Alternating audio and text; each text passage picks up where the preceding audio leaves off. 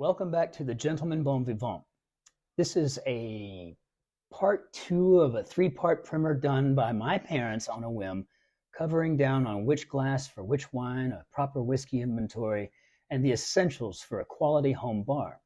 All three primers being vital components of a dolce vita, because it matters in the life of a gentleman bon vivant. With that, here is my Fati and his take on good drinks. Hi, I'm Tim. I'm Christopher Combest here in beautiful McQueenie, Texas. We've decided we're going to contribute to a small segment in the Bon Vivant that you've come used to with Christopher and Gerri Lynn. My little segment today is going to be on the spirits that I drink in the evenings or at night, whatever it is, and a few tips that I've learned over the years that might help you achieve what you're looking for. First of all, when I saw Christopher's title, and he's used that name for a while, and I thought it was like, what? What is it? It's just the good life, folks. That's what we're all looking for, and I hope that this helps you maybe reach just a tiny piece of that good life that we're all looking for. My favorite drinks are Scotch, bourbon, whiskey, and a couple drinks from Mexico that we'll talk a little bit about. The good life that we're looking for, sometimes it's confusing. Don't confuse expensive with something that makes you happy or something that you like. Expensive doesn't mean you'll like it. I've had really expensive wines and scotches and didn't like any of them.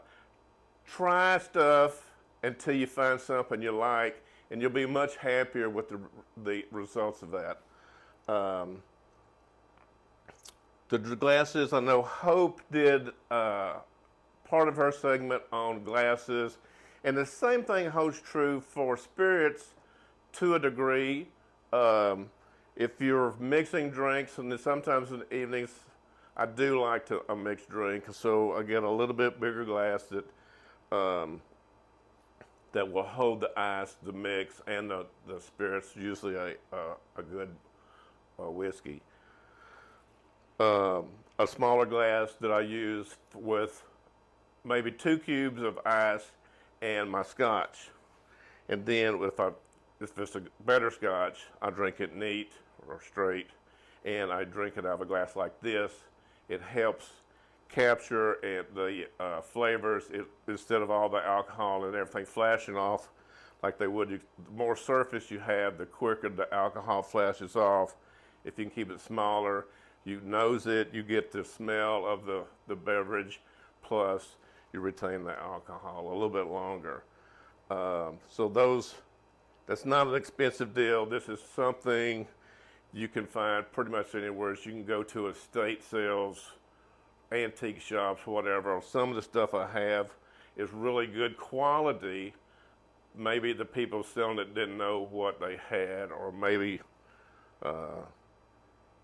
things like that might help you out. You can do stuff. If you do find a good decanter, this is not one of those garage sale decanters. This is Waterford. It was a Christmas present. It was my only Christmas present, and because of it's a Waterford, that's why. So if you set out decanters to share with drinks with your friend, don't put your Blantons in it. Don't put, if they're not going to know the difference between a Blanton and a Jack Daniels. So make sure everybody has all they need, all they can drink, but don't waste your money with a $200 bottle of scotch when a $30 bottle of whiskey will get the same results. They'll be happy, and you'll be happy. 2 of the drinks that I mentioned earlier from Mexico are Sotol. Sotol is often confused with tequila. It's not.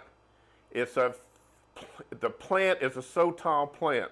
It grows wild in Texas, especially in West Texas along the Rio Grande Valley, and it's harvested and refined in Austin, Texas, and I think it's quite refreshing. It's a little bit sweeter than a tequila, which leads us to this one. I think we started drinking this because Hope liked the bottles, but it's a really smooth Blanc tequila. It's Azul is the company's name. That's the distillery. So those are the two that we enjoy around here. Hope's not a tequila drinker to speak of. I don't drink it that often, but I do like one every now and then in the evenings.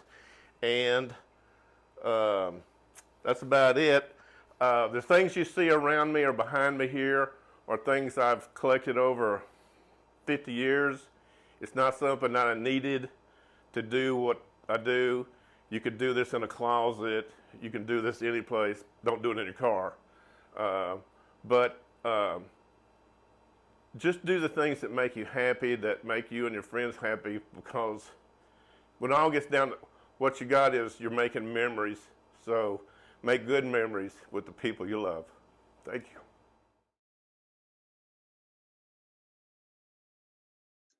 And to close us up today, let's go back to that conversation I had with Gerri Lynn in part 1. Well, there were many, many times in life where I had no money, where we had no money. We have never been poor. Not once. So, all right, sweetheart, I love you. And enjoy your day, enjoy your mom, enjoy the family, and I will talk with you later before bedtime. All right, I love you, baby. All right. Schönen Tag noch. Tschüss. Tschüss. Tschüss.